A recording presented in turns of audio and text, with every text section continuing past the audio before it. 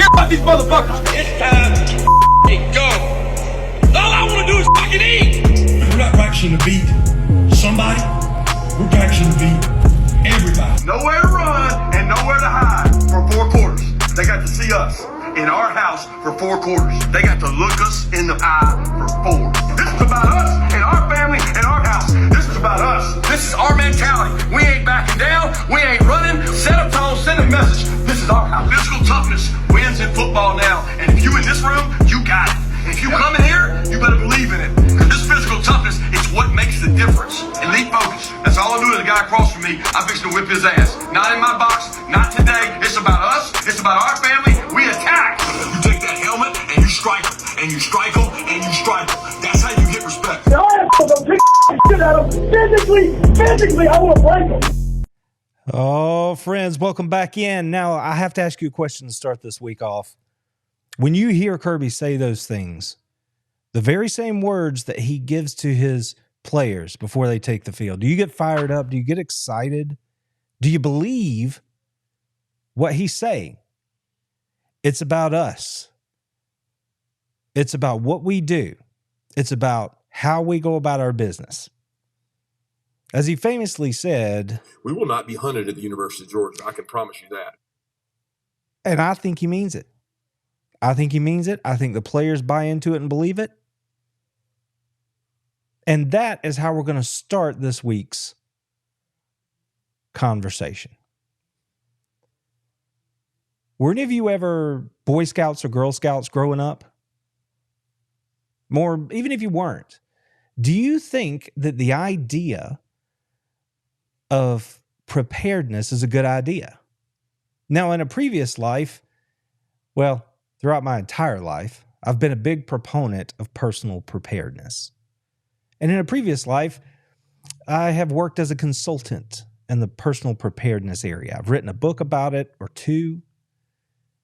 And one of the key takeaways from that is that by doing the basic things to get you and your family prepared ahead of time while the sun is shining, you can put yourself in a much better position for that day when the rain clouds finally show on the horizon and times get difficult.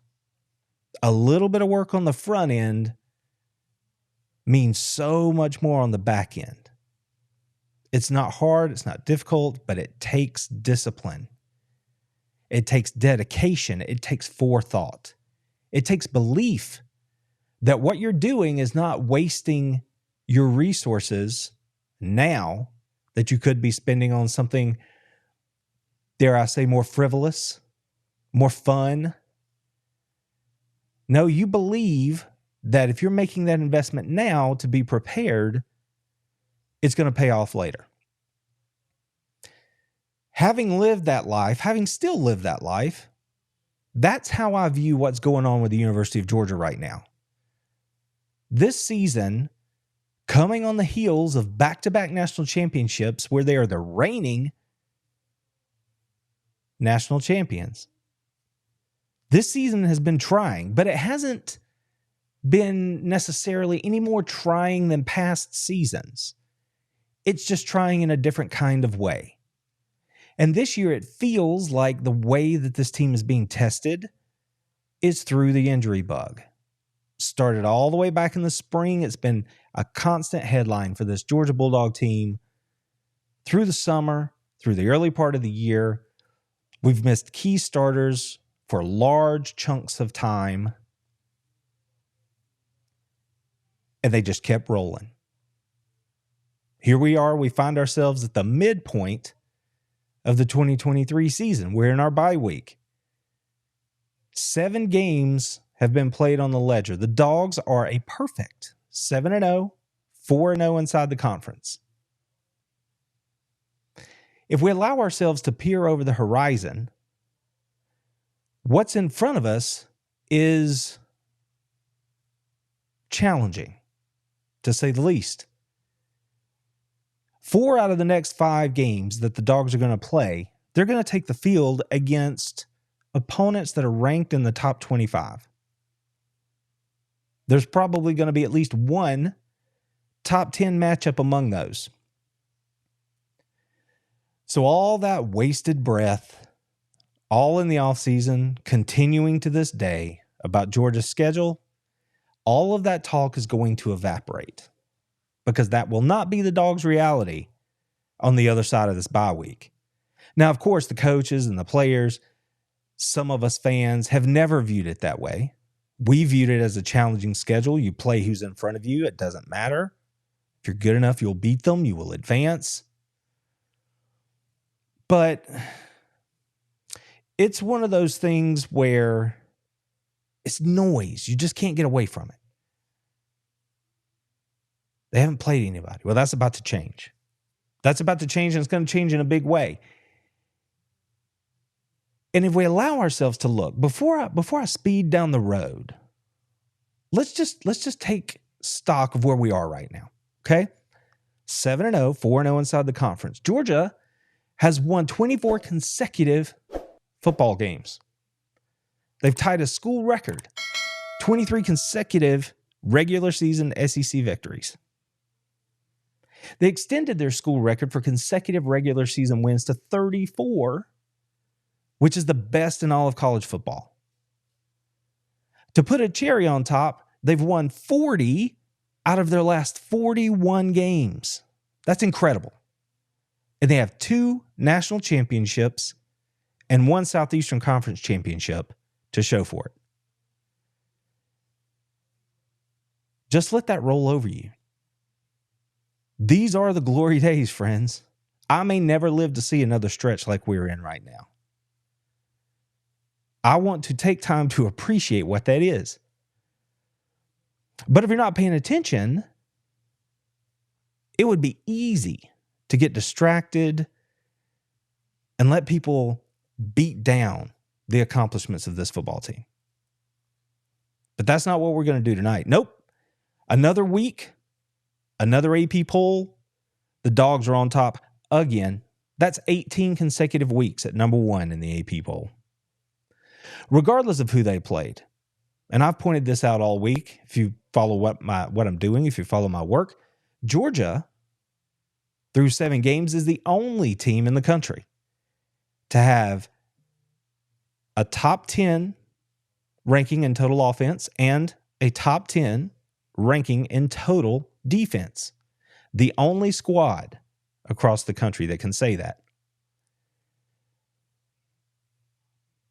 The offense, I've spent a lot of time talking about them the last 2 or 3 weeks that we've been together. But the offense has been doing great. There was a whole lot of grumbling about a new offensive coordinator, new quarterback, a lot of new people in new places. But even with all that, plus the injuries, so far this season, Georgia leads the SEC in passing offense, averaging 337 yards a game. Carson Beck is 4th in the nation in passing yards. The names in front of him: Sanders at Colorado, Penix at Washington, Daniels at LSU, Carson Beck. Some might argue, I might be one of them, that Sanders' numbers are a little inflated because they're behind so much. They just have to throw it all over the yard. Doesn't take anything away from his accomplishments, but you can understand why his numbers are the way they are. Penix, that offense has looked really nice out there at Washington. Everybody's raving about Jaden Daniels and how he's carrying LSU and is a Heisman Trophy candidate. And then there's old Carson Beck. Nobody really talking about him. Just doing work, just getting it done. And that offense he's leading, by the way, they're still averaging over 40 points a game. Over 40 points a game. So the offense, doing pretty good.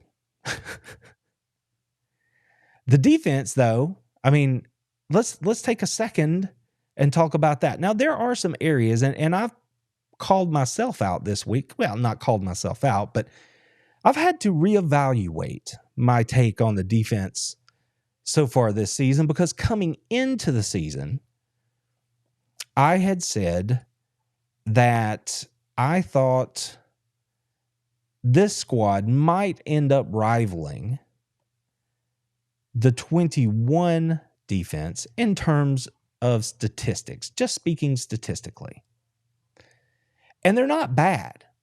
But given the fact that they are still improving and the fact that they are not quite as good as we're used to in the low red zone as far as allowing opponents to punch in touchdowns as opposed to holding them to field goals, I don't think I'm going to hit my projected mark that statistically they were going to come in somewhere between the 21 and 22 team. Now, that can still change. They can still improve. They're certainly going to have to earn it on the back half of the schedule here, but that could still happen. But I may have to take my lumps on that one and say I got that prediction wrong. But with that said, they are still a top 10 defense nationally. Inside the conference, these Georgia Bulldogs are allowing 14 points a game. That's first in the conference. 91.4 rushing yards a game. That's about, well, not quite 10 yards more. I think it's more like 7 or 8 yards more than they've allowed on average over the last 4 seasons. But that still ranks as number 1 inside the SEC. Passing yards allowed per game, 171.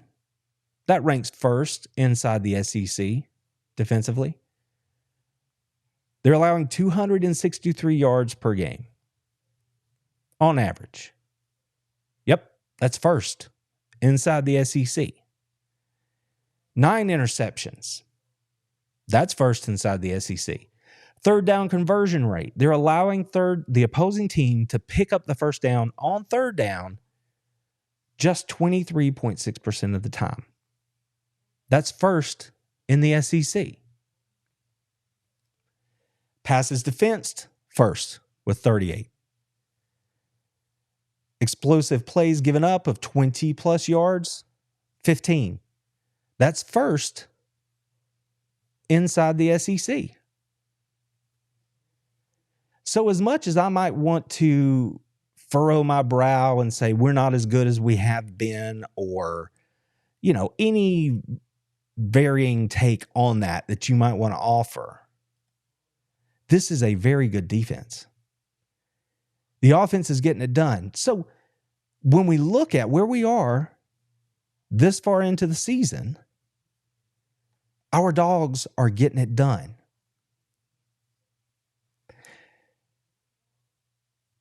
Then that trip to Nashville happened. We wanted to get up there, get out without injury, get the win, get to the bye week. Unfortunately, not only did we have injury, we had injuries, multiples. Oh, no. The biggest one among that group, of course, would be Brock Bowers. The official statement from the university on Brock's injury is Brock Bowers sustained a high ankle sprain during the Vanderbilt game in Nashville over the weekend. Surgery will be performed today on October 16th to stabilize the ankle, and a full recovery is anticipated. Now, of course, everyone in Dog Nation and a lot of college football fans across the country, prayers went up for the young man. We didn't know how bad it was going to be. Turns out it was as bad as it could have been given that specific injury, right? High ankle sprain, 4 to 6 weeks. It's not what you want to hear. And of course, I, like everybody else, had a lot of thoughts on this. My first thought, though, was I hate it for him. He would never feel that way. He would never say that. But I can say that. And I hate it for him. If you follow this channel, you know I've detailed all the things that were in front of Brock this year as an opportunity. Possibly a back-to-back Mackey Award winner, right? Possible third year as an All-American. Record setter at the University of Georgia, receiving touchdowns, receiving yardage for a tight end. So many personal accolades were in front of him. And kind of like Aaron Murray, the fact that he gets hurt, if it turns out that he cannot come back and play for Georgia, or chooses to not come back and play for Georgia, I'll just feel sad about that as a Bulldog. Happy for him that he has full recovery. Happy for him about everything that lies in his future, regardless of whether he plays another snap at the University of Georgia. He is a damn good dog in every sense of the word. But I feel sad for Brock personally, and I really, really, really hope that the last images we have of 19 in the red and black are not of him hobbling off of a construction site in Nashville. So, with that said, if you follow my work, you may already know how I ultimately feel about that. Whether or not he's going to come back. Brock Bowers is not that dude. The minute they decided to have this surgery, the tightrope surgery, to expedite his recovery, that told me all I needed to know about whether or not he was going to make an attempt to come back and play for Georgia. He is not that guy that's going to quit on his team and go prepare for some future eventuality. If that's what he wanted to do, all he had to do was shut it down, let it heal naturally, maybe have surgery at some point in the future. He would be fine by the time the NFL draft combine rolled around. That's not what he did. Immediately, he knew it was an option. He chose to do it, got it done immediately. Coach said they expedited that process for him. And as I said in the videos I've posted this week, Brock Bowers is not that guy that's going to walk away from his teammates. There's too much left on the table. He's too invested in the brotherhood of this team. And I just don't think it matches anything that we know about him and his personality, who he is as a person, much less who he is as a player. No, I think Brock is that guy who's going to work his ass off every day at rehab to get back with his teammates, to chase the dream, and have the best season they can possibly have this year. I could be wrong. I don't believe I am. If I am, I'll hold my hands up and own it. But I fully expect that if Brock Bowers, if everything goes the way it should, right, in recovery and all that stuff, I fully expect that when he's 100% ready to go, we will see Brock Bowers play for the G again this season. Now, obviously, when something like this happens, our main concern is about the young man, about his health, and about whether or not ultimately he's going to be okay. That is our main concern. It's not about whether he's ever going to play for Georgia again.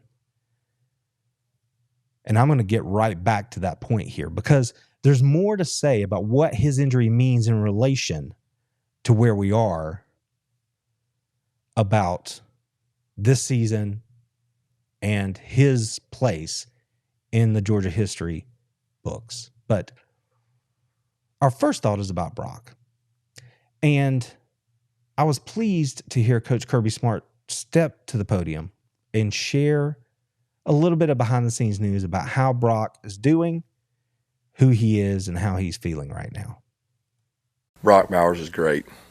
Brock Bowers is rock solid. He wanted to get the thing done as soon as he found out it had to be done, and we were able to expedite that process, and he's great. He's looking everybody in the eye today and wishing he could be out there. So he's in great spirits. He's got great family. He's got great heart. I mean, he's a warrior, so he'll handle it the right way. And that's what we would expect from Brock. The part that stood out about that to me was when Coach made it a point to say he's looking everybody in the eye. He's doing that because he values his relationships with his teammates, his coaches, and he wants you to know that he's serious about it. It makes me feel even more strongly about the fact that I think he's going to come back, if at all possible. And then if we know that Brock is okay, if we know he came through the surgery okay, if we know that his rehab's going okay, well, then naturally, as Georgia Bulldog fans, we're going to turn our attention to what that means for the team and what it means for the rest of this season. And I don't know, I always feel a little weird about this, honestly, because especially when you have a player of the name recognition value of a Brock Bowers, because you want that player to be okay. You never want injuries to happen to anybody, but as a fan, you do want to think about, well, what are we going to do next? And there are immediately, a lot of thoughts that flood into your brain about who's going to do it, what's it going to mean, all that kind of stuff. And remember what I said about the preparedness piece? How I think that relates to the University of Georgia and what they're doing. Well, the reason that's important is because if you take the steps to prepare, to get your boat right, to get your ducks in a row, when the sun is shining, you then have given yourself the opportunity to respond when tragedy strikes, as opposed to having to react when the worst case scenario occurs. To me, that is exactly what we are seeing at the University of Georgia right now. Thanks to what Kirby Smart has built at the university. The way he has built his program on a solid foundation that is buoyed by player development and high school recruiting. The belief and buy-in that everyone in that building has around that basic tenet. That and the hard work that's been done, not only this season, not only this past offseason, but over the past few years, is what puts Georgia in a position to where when someone does go down, you can legitimately say the next guy has an opportunity to go make a play, to step right in and take advantage of this opportunity. We all hate it that someone gets hurt. But at UGA, how many times have you heard us talk about it? Every day at practice is a competition for your starting position. Keely Ringo stood at the NFL Draft Combine and said, literally every day, I felt like I had to fight for my job. When that is the climate, when that is the standard, when that is the culture of your program, why should any one of those players or any one of those coaches or us as fans have a fear that there's not going to be another player there to step up and do their best to work inside the system to get the job done? Remember, it's about the team. It's not about a player. I feel like I'm obligated at this point to say, no one player is going to fill Brock Bowers' shoes. No one player is going to replace him. That's okay. That's what they have built. That's why they have built it that way. When you have a player like Brock, that's why he gets recognized as an All-American or as a Mackey Award winner. That's individual, right? That's his drive. His personality elevates him to those heights. He's a fantastic football player. But those special players, they rise to a level that not every player can achieve, and that's okay. But there are other really good football players at the University of Georgia that just simply haven't had the same opportunity yet. And now they're going to get that opportunity. So Kirby Smart has built this program in such a way that when you lose Captain America, you have other players that can come in to fill that void. And again, it's about team, not me. And that is exactly the way Brock Bowers would want you to do it.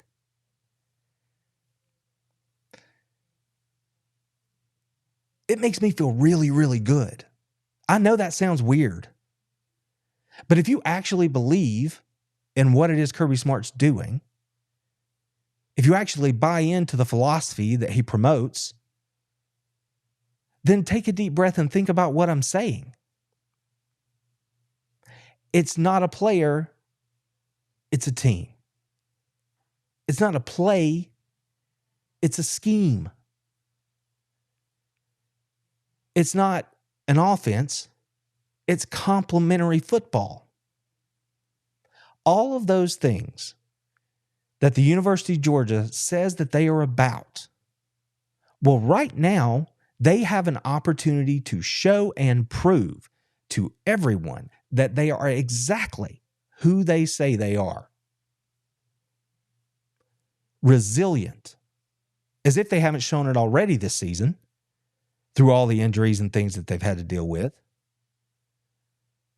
Connected. Do they care about their brother? Are they going to step up and work that much harder for each other now that they know? Because all of us know when you lose the best player in the country, you're not going to be the same. We all know it. They know it. But they know that, and tell me if this sounds familiar, they are stronger together.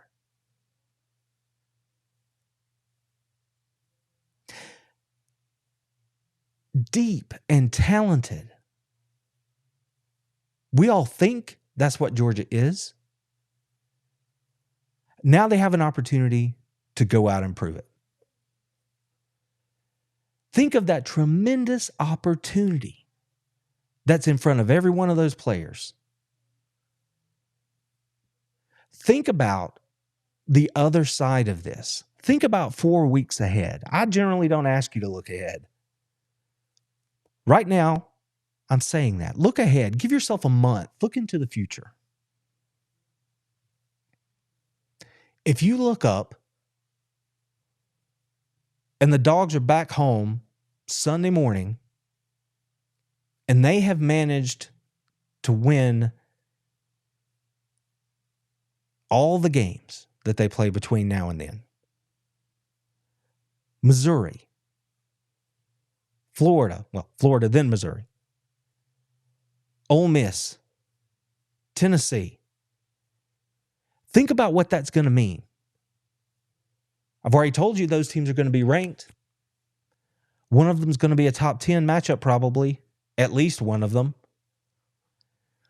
If the Dogs come through this and are standing on the other side of that 11-0,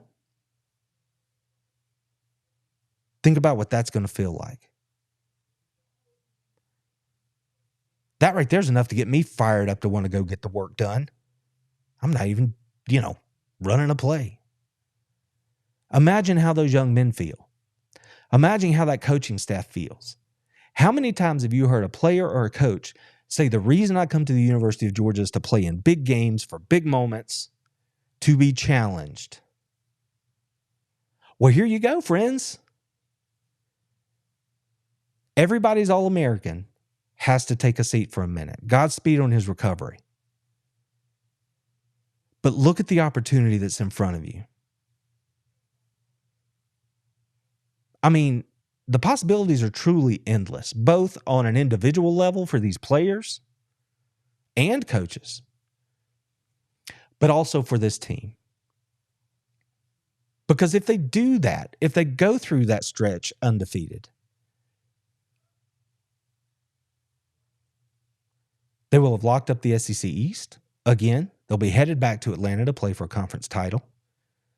They will most likely, at that point, be a shoo-in to make the playoff.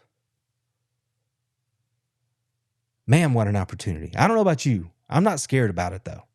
I'm here for it. I am here for it. I'm fired up and ready to go. And I think those players are too.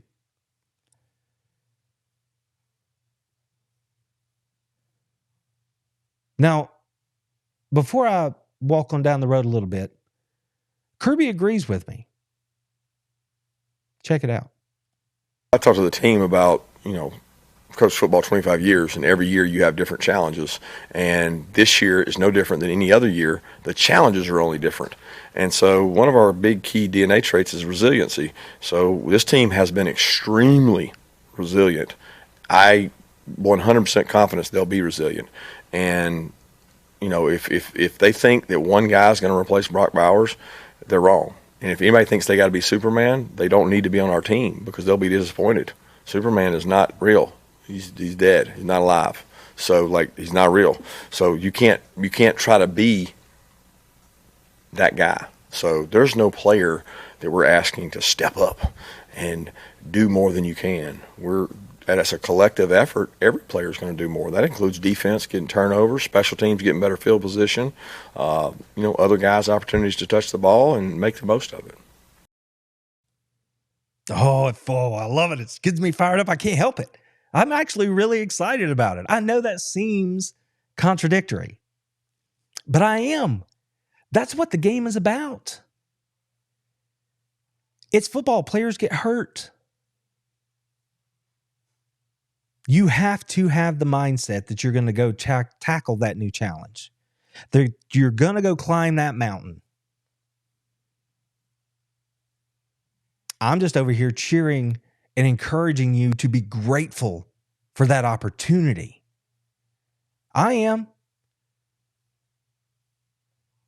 After all I've heard all offseason, just speaking from a fan's perspective, after all I've heard all offseason about Georgia and their schedule and yada, yada, if the Dogs roll through this 4-0, are you kidding me?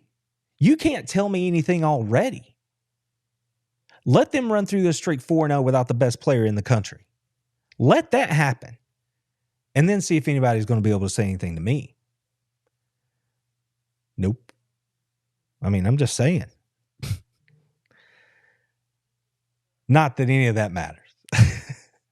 That's just me letting you into how I feel, okay?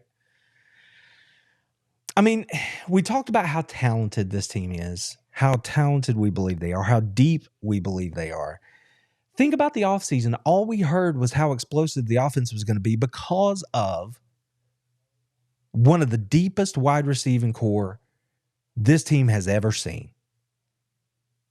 There are literally playmakers everywhere. I mean,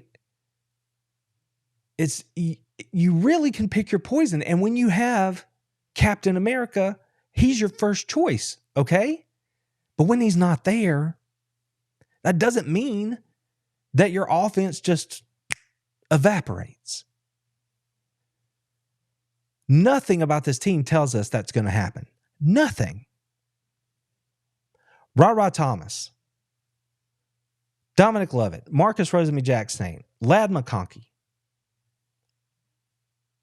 Lawson Lucky, Oscar Delp. But it's like Kirby said, it's not one player. It's all of those guys. It's not one play, it's a scheme. And there are some points that we can look at to make us feel better about that as well. I mean, this is not Mike Bobo's first rodeo, okay, friends?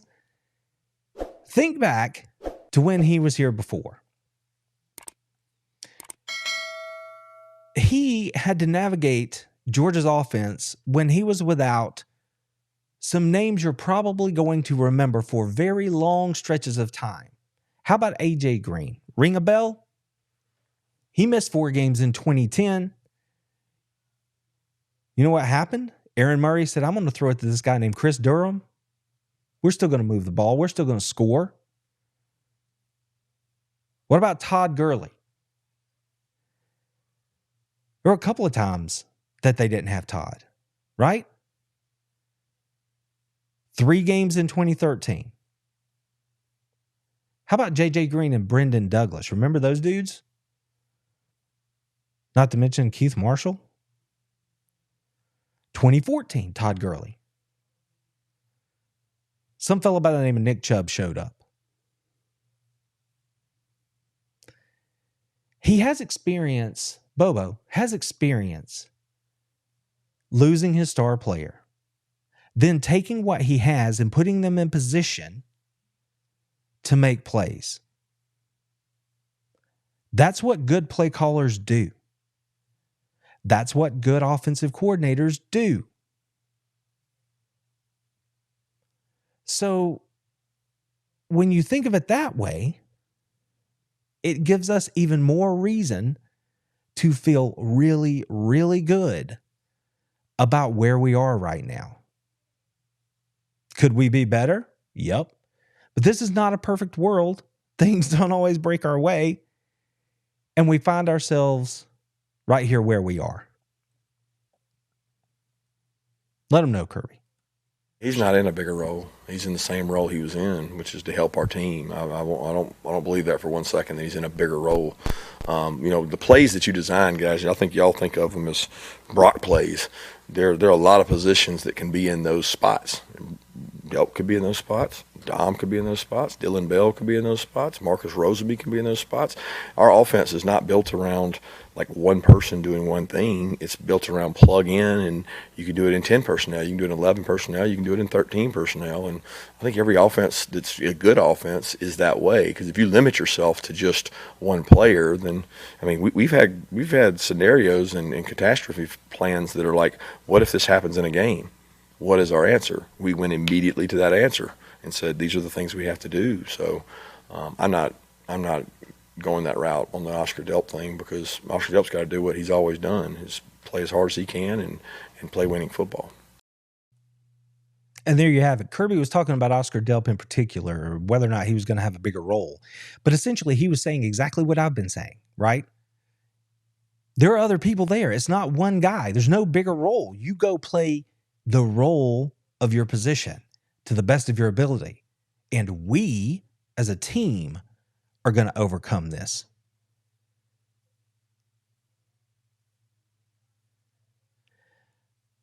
One thing's for sure. Bobo has experience dealing with one hand tied behind his back, for lack of a better phrase. And in this case, he has plenty of firepower to turn to. Okay? So just think about our recent history. And it's not a direct comparison. But in 21, the Dogs were without Pickens virtually the entire season. 10, 11 games, maybe, without George Pickens. We all know who and what he is. That was a national championship season. When he came back, he still only had a handful of catches. They were big, strategically placed catches. But it's not like he came back and just took the game over. 22, Jalen Carter missed significant time. The defense kept doing what the defense does. A.D. Mitchell missed 10, 11 games? Something like that.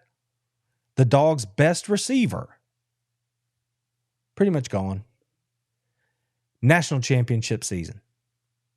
Ladd McConkey was great. But AD was wide receiver 1 headed into the season. Y'all know I love me some Ladd, so I'm not saying anything about Ladd here. I'm just saying when one guy's not there, you use what you have. And a good offensive coordinator makes it work when you have talent the way the University of Georgia does. So we can feel good about that. And something I can promise you, you will never hear me blame player injuries for a Georgia loss. That will never happen. Can Georgia lose over the next 4 weeks? Yeah, absolutely they can. Missouri, probably the second best team in the East this year. Cook is playing out of his mind right now. That defense, still pretty good. That game's in Athens. Florida, we all know what a crazy series that is. Yes, they seem down, but they seem a little resurgent, like they figured some stuff out. What about Ole Miss? Ole Miss is dangerous because of who and what they are and how they do what they do. That game's in Athens. Advantage, Georgia. Still a threat, though. And of course, there's the trip to Rocky Top to play the Volunteers. The game that everybody wanted to point to as the big big bad on the schedule. That's always going to be a challenging trip. It simply is. But I have seen nothing up to this point in the season that would make me change my prognostication, my predictions for what Georgia was going to do over that stretch of games. In my preseason videos, I said I expected Georgia to win all of those games. Then Brock Bowers gets hurt. It doesn't change anything. I still expect Georgia to win all of those games. I hate the word expect, but you have to say something.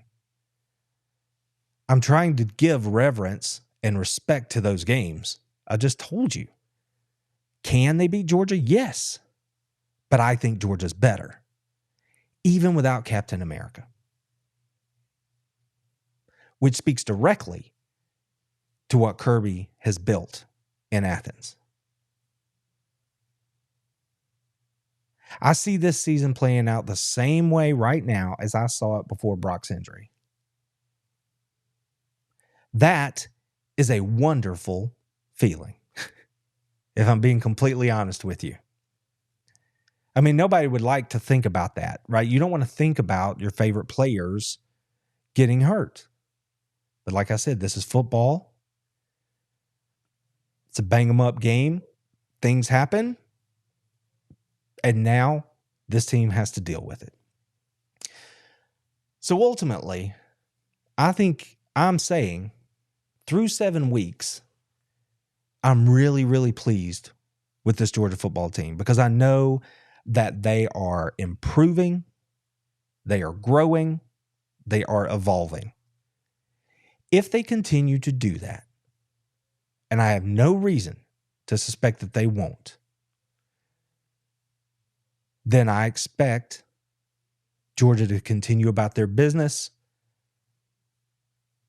and get to Atlanta undefeated as champions of the SEC East. Now, something I haven't said, we haven't spent much time talking about, that's going to make you feel even better, is that these dudes that have been hurt all season, or seemingly all season, what feels like all season, they're starting to come back too. And all the while, we've been building depth, cohesion,